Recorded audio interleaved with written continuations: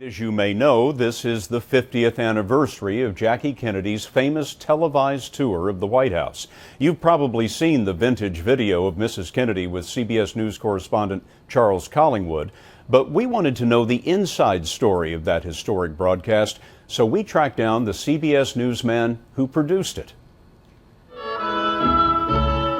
It was a public debut for the newly restored White House interior.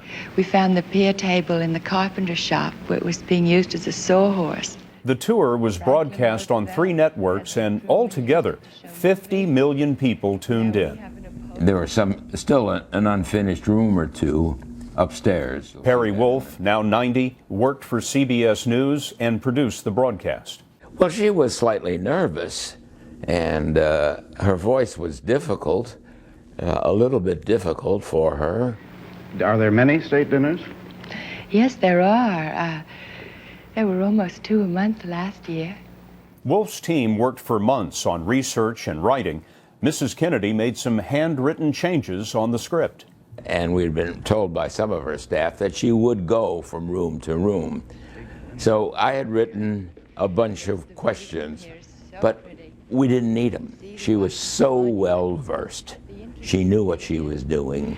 That this window used to be the door in the olden days. There were no retakes. We would go into the room, she would tell us roughly what she was going to do, and we'd just do it. But before we go to the Red Room, you should look at this pier table. Even though she had no retakes, the president did ask to redo his part. He came up, he said, "I gotta do it again, I must do it again, Mr. Wolf." That evening, as Wolf showed the first couple some of the taping, he caught an intimate moment between them.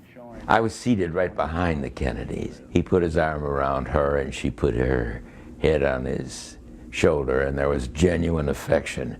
In interviews recorded in 1964 but not released until last year, the First Lady said the broadcast was a hit with the president.